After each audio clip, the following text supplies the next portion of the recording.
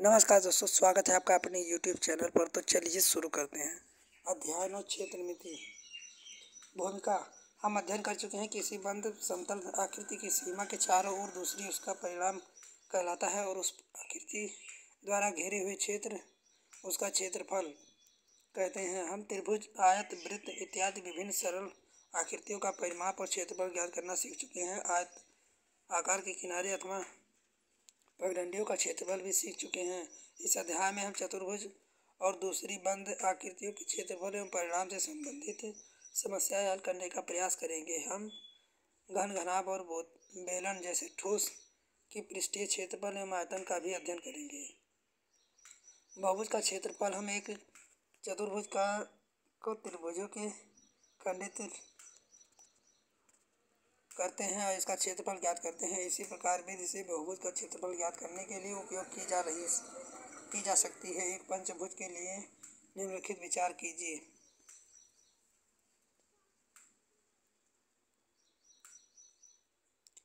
प्रयास करें।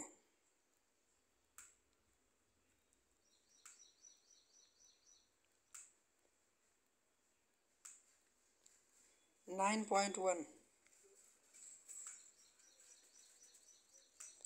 ठोस आकार। आप अपनी पिछली कक्षाओं में अध्ययन कर चुके हैं कि किसी द्विविमीय आकृति को त्रिविमीय आकारों के फलकों के रूप में पहचाना जा सकता है। अभी तक हमने जिन ठोसों का अध्ययन किया है उन पर ध्यान कीजिए। ध्यान दीजिए कि कुछ अवयवों में दो या दो से अधिक समूह सर्वांगसम फलक हैं। उनको नाम दीजिए। कौन से ठोसों में सभी फलक सर्वांगसम हैं?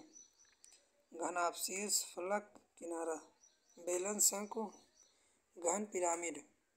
9.10 इन्हें कीजिए। साबुन, खिलौना, व्यंजन, अल्पाहार इत्यादि घनाकार अथवा बेलनाकार डिब्बों में बंद आते हैं। ऐसे डिब्बों को एकत्रित कीजिए।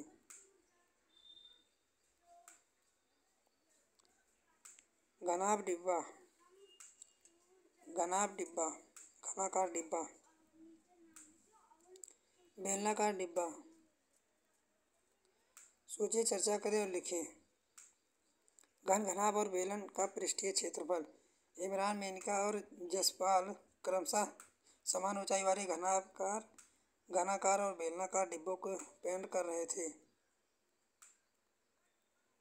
वह ज्ञात करने का प्रयास करते थे कि किसने अधिक क्षेत्रफल को पेंट किया जाए।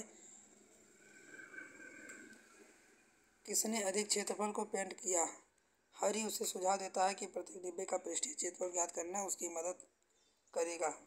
कुल पृष्ठीय क्षेत्रफल ज्ञात करने के लिए प्रत्येक फलक का क्षेत्रफल ज्ञात कीजिए और उसका योग ज्ञात कीजिए। किसी ठोस का पृष्ठीय क्षेत्रफल उसके फलकों के क्षेत्रफल का योग होता है। और अधिक स्पष्ट करने के लिए हम प्रत्येक आकार को एक एक करके लेते हैं। घनाभ। मान लीजिए आप एक घनाभ का डिब्बे को काट कर खोल कर समतल फैला देते हैं तो हमें एक जाल अर्थात नेट प्राप्त होगा। 9.15 और 9.16 प्रत्येक भुजा की बीमा लिखिए। आप जानते हैं कि घनाभ के सर्वांगसम फलकों के 3 युग्म होते हैं। प्रत्येक फलक का क्षेत्रफल ज्ञात करने के लिए आप कौन से व्यंजक सूत्र उपयोग करेंगे? घनाभ का पृष्ठीय क्षेत्रफल। घनाभ क्षेत्रफल फर्स्ट, क्षेत्रफल सेकंड, क्षेत्रफल थर्ड, क्षेत्रफल चौथा, पांचवा और प्लस छठवां। प्रयास कीजिए। सोचिए, चर्चा करें और लिखें। इन्हें भी करें। प्रयास कीजिए, सोचिए, चर्चा करें। बेलन। जितने भी बेलन हम देखते हैं उनमें से अधिकतर लंब वृत्तीय बेलन। उदाहरण के लिए एक टीन, एक गोल खंभा, ट्यूबलाइट, पानी के पाइप आदि। इन्हें कीजिए।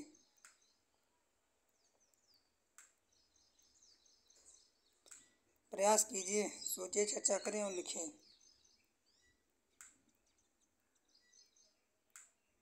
9.2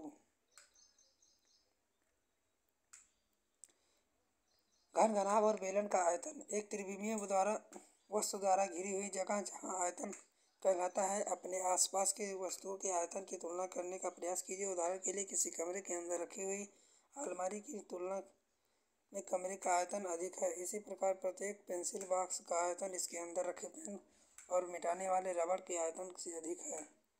क्या आप इनमें किसी वस्तु का आयतन माप सकते हैं?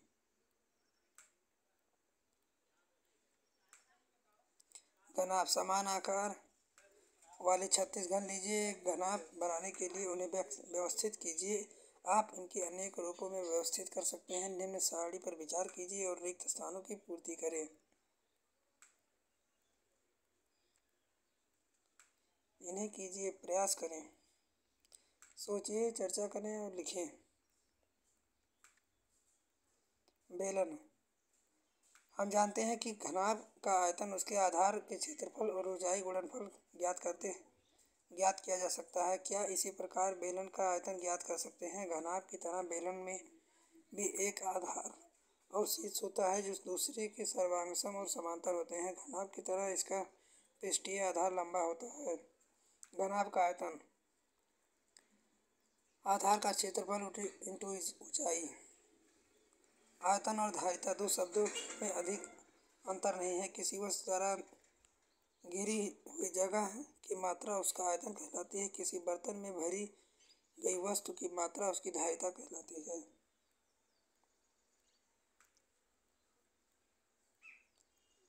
9.3 हमने क्या चर्चा की? घनाभ का पृष्ठीय क्षेत्रफल 2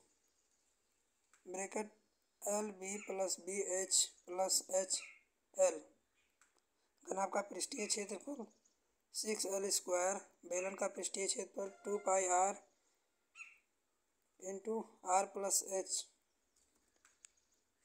घनाभ का आयतन l × b × h। घन का आयतन l3। बेलन का आयतन πr²h।